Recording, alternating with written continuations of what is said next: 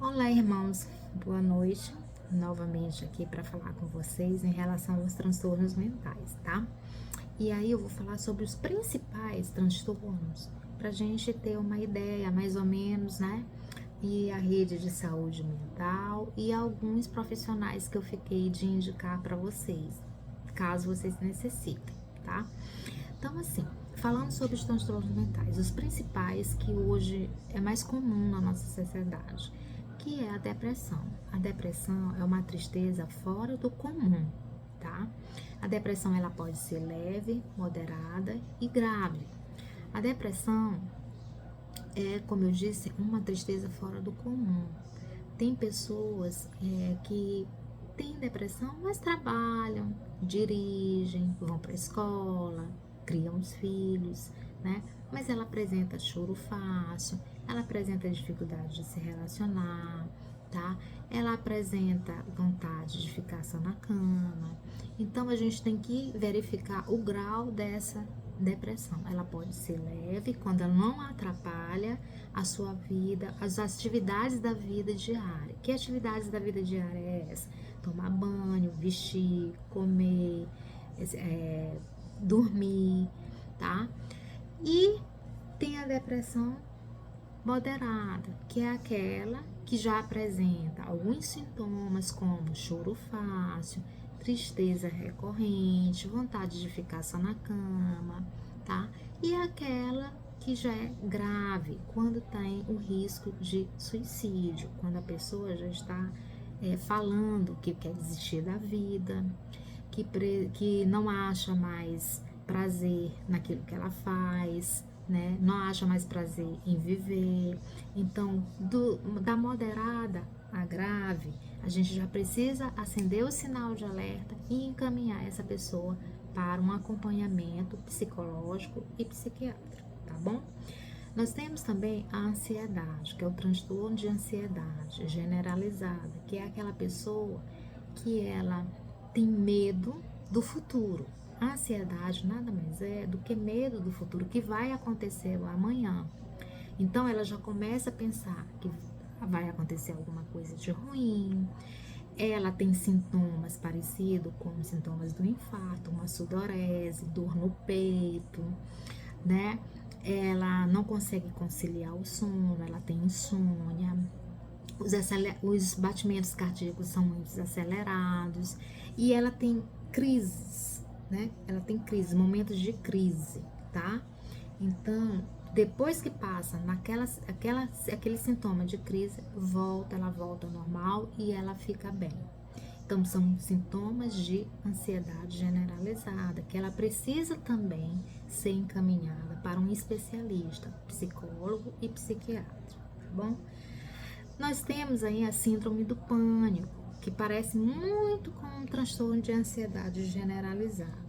A diferença é que a síndrome do pânico, ela paralisa a pessoa. Tem pessoas que não conseguem sair de casa porque tem medo que vai acontecer alguma coisa, não conseguem pegar um transporte, elas não conseguem desenvolver nenhuma atividade, então já é aquilo que eu disse, já prejudica as atividades da vida diária. Ela não consegue ir ao supermercado, fazer uma compra. Então ela tem a síndrome de pânico, é um medo que a paralisa e deixa ela ali trancada no seu mundinho. Esses tipos de transtorno, eles são neuróticos, eles não saem da realidade. Lembra no outro vídeo que eu falei? A pessoa continua consciente da realidade. Fazendo um parêntese aqui, para vocês entenderem melhor, a neurose, os transtornos neuróticos e os transtornos psicóticos, a diferença é, no português bem claro, que o neurótico faz os castelos. Lembra que eu disse? Eles fantasiam. Enquanto que os psicóticos, eles, além de fazerem castelos, eles moram dentro desses castelos. Ou seja, eles acham que é real aquilo que eles estão vivendo, tá? Bom, nós temos outros transtornos, que é o transtorno afetivo bipolar, ou então o TAB, que a gente chama, ou então simplesmente bipolar, fulano é bipolar. Quando as emoções, elas ficam nos polos, ou ela é muito triste, ou ela está num momento de muita tristeza, de muita depressão mesmo, ou ela está muito alegre, que a gente chama na saúde mental de eufórica. Quando ela está triste, triste está para baixo mesmo, ela não quer sair da cama, ela não quer falar com ninguém, ela quer ficar no quarto escuro. Quando ela está eufórica, alegre demais, ela fica muito alegre, ela fica muito falante. Então, é os extremos, ou então os polos. Por isso que a gente chama de transtorno afetivo bipolar, que ela precisa entrar com uma medicação para estabilizar o humor. É um transtorno de humor. O transtorno obsessivo compulsivo são pensamentos intrusos que fica passando na cabeça, é como diz, um intruso, ele vem de fora para dentro. É uma disfunção de pensamento, né? Ela não sai da realidade, a gente torna a dizer, mas ela fica com aquela coisa, será que eu fechei a porta? Aí ela levanta várias vezes para fechar a porta. Será que ela fechou o gás? Ela vai várias vezes verificar se a coisinha do gás está lá fechada, né? Ou então ela tem mania de organização. Ah, irmã, mas toda pessoa organizada tem um toque? Não, necessariamente. Ela extrapola, é tudo que há a mais, tá? Então, ela, a cabecinha dela, ela precisa estar com tudo organizado porque ela não funciona, ela tem toque, que a gente chama que é o transtorno obsessivo compulsivo. Nós temos o transtorno do espectro autista, que a gente falou, né? Que é o nível 1, 2 e 3 de suporte.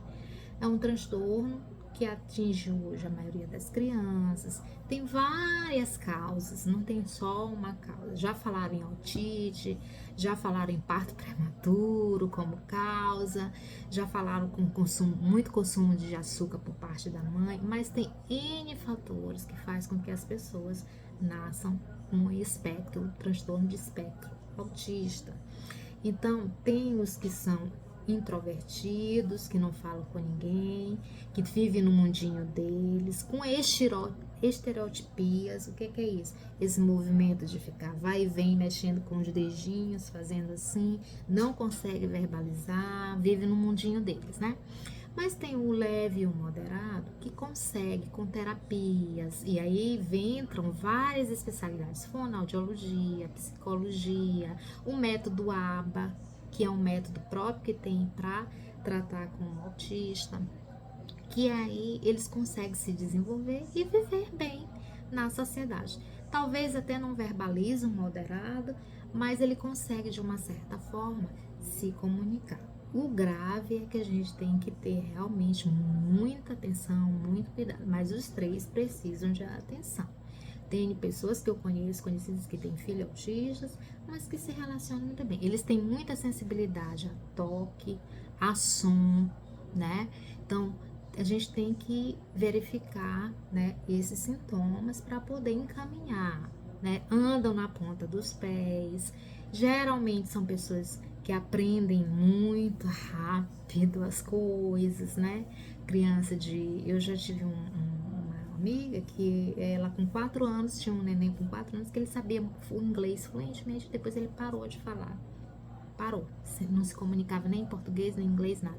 Então, assim, a gente tem uns sintomas clássicos que a gente precisa identificar. Aqui eu tô dando só algumas noções. Depois eu posso estar passando para vocês cada, né, transtorno desse pra gente se comunicar. E tem a esquizofrenia, né, que é uma psicose. Lembra que eu falei a diferença entre neurose e psicose? A psicose, uma das psicoses é a esquizofrenia, que sai da realidade. Pois é, esse é o psicótico, que é diferente de psicopata. Psicopatia é uma pessoa que tem uma doença, né? Tem o sociopata e tem o psicopata. O psicopata é diferente de quem é psicótico, tá bom? O psicopata, ele vem na realidade, ele vive na realidade, ele não sai da realidade, mas ele tem um caráter perverso, ele não tem remorso. E aí eu citei para vocês os exemplos, eu não vou dar aqui no vídeo, porque vai estar no YouTube, para não dar processo, mas eu vou passar para vocês inscrito na apostila, né? As pessoas que, assim, autoridades, porque geralmente os psicopatas, eles se interessam por grandes posições na sociedade, é presidente de empresas, presidentes de associações, de clube e tal. Então, assim, eles tendem a ser, né, bem vistos, querem aparecer, ter muita influência. Então, assim, são pessoas que têm problemas, eles não têm remorso, eles não têm sentimento, eles não se arrependem, tá? Então, assim, a gente vai depois colocar alguns exemplos para você. Tem outras características também, tá bom? É só para ter uma noção, tá? Então, o psicopata é diferente do psicótico, tá certo? Tem o caráter perverso, alguns deles têm um caráter perverso, e o perverso, Deus fala na palavra dele que o perverso não tem cura, né? Então a gente tem que saber disso para poder identificar, porque dentro da igreja, alguns pastores são psicopatas, né? Alguns pastores, como eu disse, eles mantêm aquela posição de influência em relação aos outros. Então, algumas posições até dentro da igreja, né, pode revelar um caráter psicopata, tá bom? Que mais? Nós temos o transtorno de hiperatividade, déficit de hiperatividade, o TDAH, né, que as crianças são hiperativas. Isso é um problema, né, que muitas crianças apresentam. Geralmente a hiperatividade vem junto com outra coisa, mas pode ser que a criança seja só hiperativa, aquela criança que não para, pula, gasta muita energia. Tem que ir também para um acompanhamento. E nós temos o TDAH, que é a hiperatividade e déficit de atenção, que também tem hiperfoco, né? Ela não consegue sentar para ouvir, ela levanta toda hora, ela não consegue se concentrar, né? Então, assim, tem hiperatividade com déficit de atenção, que é o TDAH, né? Tem a síndrome de burnout, né? Que é a estafa, que a gente está sofrendo muito nisso. São problemas, transtornos emocionais que a gente está vivendo no dia a dia, né?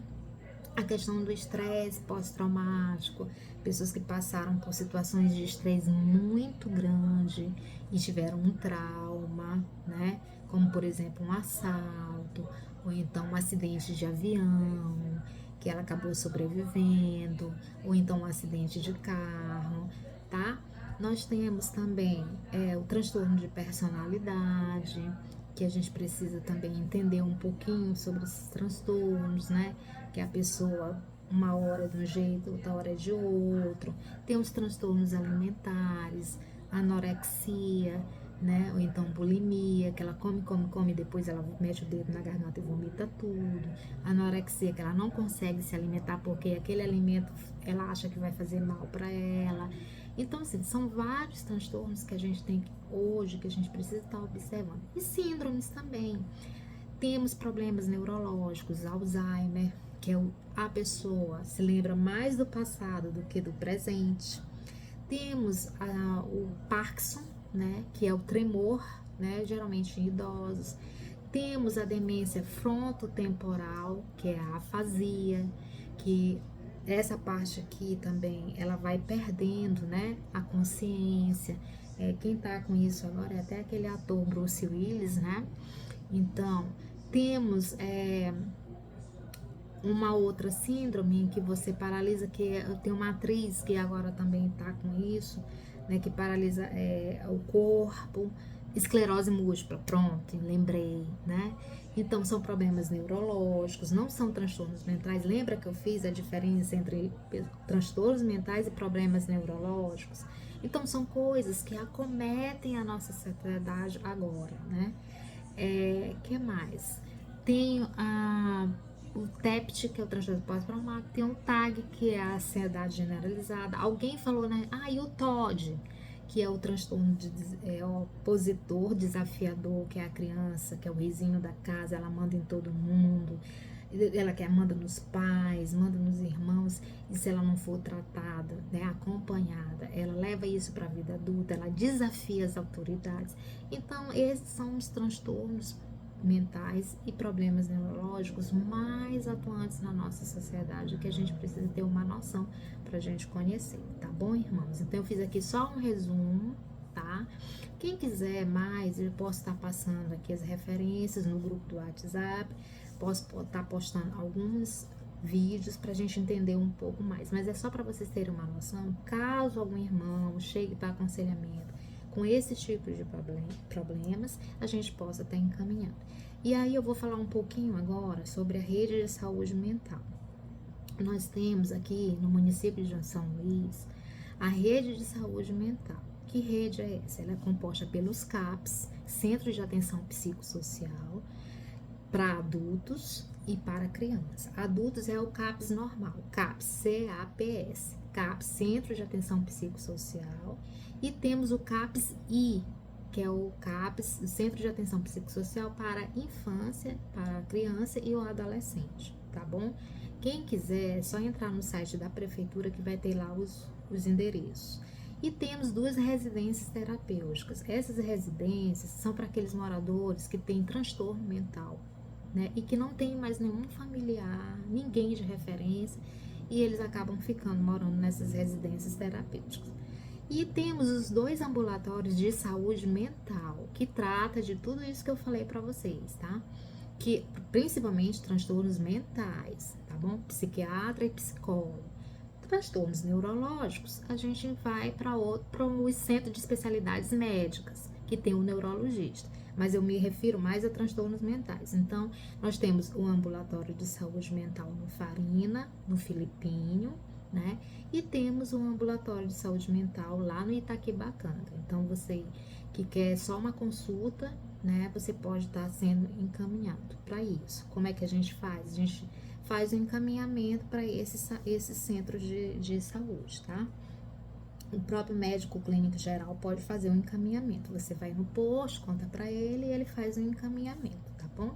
Agora, numa emergência psiquiátrica, onde tá quebrando tudo dentro de casa, tá surtando, tá alucinando, tá ouvindo vozes, vendo vultos. Claro, você faz um pequeno, né, um check-up, sim, começa a falar com a pessoa, os familiares, para ver se não é, né, alguma possessão demoníaca. Se for com oração, sai. Se sem oração não sair, você tem que encaminhar para uma emergência. Então, para tirar da crise. E aí é o Hospital Nina Rodrigues, que fica ali, lá no Monte Castelo, em frente à igreja da Senhora da Conceição, tá bom? Lá é emergência, é o hospital nosso de emergência psiquiátrica, tá certo? Pois bem, falamos sobre a rede de saúde mental e agora a gente vai falar um pouquinho sobre as medicações, né? Então, medicação para depressão são antidepressivos, né? Quais são eles? Sertralina, Rivotril não, amitriptilina, tá? São alguns dos medicamentos. Eu não vou passar aqui todos porque nós não somos médicos, mas eu vou passar uma relação depois na apostila para vocês terem só uma noção. Para os transtornos de ansiedade, são os ansiolíticos, que são os benzodiazepínicos, Rivotril, clonazepam, diazepam, os pães da vida, né, que a gente chama. Com relação a outros transtornos mentais, no caso da psicose, que é a esquizofrenia, você entra com um antipsicótico, que é o Haldol, que tem em gotas, injetável, e tem comprimido também, tá? Geralmente você casa o Haldol com o Fernegan, que é a prometazina, que é um xarope, que é como eu vou falar, o Fernegan, ele é até para alergia, né? Mas por quê? Porque se eu dou só o Haldol, a pessoa vai ficar assim, dura, parada, assim, né? Que a gente chama de... esqueci o nome agora, mas assim, a pessoa fica parada, olhando às vezes pro teto, pro lado, assim, paralisada. Impregnada. Pronto, esse é o termo que a gente usa na psiquiatria. Não é para vocês medicarem, é só para vocês terem noção, conhecimento. Então, geralmente, quem toma antipsicótico tem que tomar uma prometazina, uma outra medicação, que é o Fernegan, para não ficar impregnado, não ficar parado assim, ó, durinho assim, tá bom? Tá, essas são as principais medicações, assim. Por transtorno bipolar, tem o lítio, que a gente usa, que é um estabilizador de humor. Lembra que eu falei dos polos, dos extremos? Muito triste, muito alegre. entra-se com o lítio, tá? Que mais? Para bulimia e anorexia, geralmente tem aí alguns medicamentos que você toma para abrir o apetite, né? Para poder também não vomitar. Também tem umas medicações que você toma para parar de beber, para parar de fumar. Hoje em dia, quem quiser fumar, quem quiser parar de fumar, tem a goma de mascar com nicotina, tem o adesivo e tem o spray e tem um antidepressivo que é a bupropiona, né? Pois bem, não, são transtornos que também, né, de álcool e drogas, né, que pode levar você, é uma droga lícita, que é o cigarro, mas podem levar você a desenvolver certas doenças. Então, essas são algumas medicações que a gente utiliza, no caso, quem trabalha na área de saúde mental. Pode ter umas novas agora, né, mas é só para vocês terem uma noção, assim, tá, do que... no caso da ansiedade, você entra com um ansiolítico, que é o Rivotril, que é o clonazepam, bota debaixo da língua, a pessoa na crise, beleza. Ele é usado também para dormir, né? Clonazepam, diazepam, vai depender muito do caso, tá? Só pra gente ter uma noção da medicação, porque ninguém aqui vai médico, ninguém aqui vai prescrever nada, só pra gente ter noção, tá? Porque quando as pessoas chegarem até você e dizer, olha, eu faço uso, aí você já sabe, ela faz uso disso, daquilo, tal medicação, tá bom? Outra coisa que eu fiquei de passar para vocês foi a referência dos psicólogos e psiquiatras cristãos, mas eu não vou falar aqui, eu vou passar na apostila. Nós temos aqui em São Luís, eu posso indicar para vocês 3 psicólogas cristãs e uma psiquiatra que é de adulto e infantil, que eu acho ela muito boa, né? E aí eu vou estar passando para vocês na apostila, tá bom? Lembra do encaminhamento? Tem coisas que a gente não consegue aconselhar e aí tem que encaminhar para psicologia e para psiquiatria, tá certo? Então, meus irmãos, era isso, só para vocês terem uma noção, tá bom? Pra gente encerrar esse módulo. Torno a repetir, domingo que vem a nossa provinha, estudem, vejam os vídeos lá no YouTube, tá legal? Então, próximo domingo a gente se encontra. Tchau!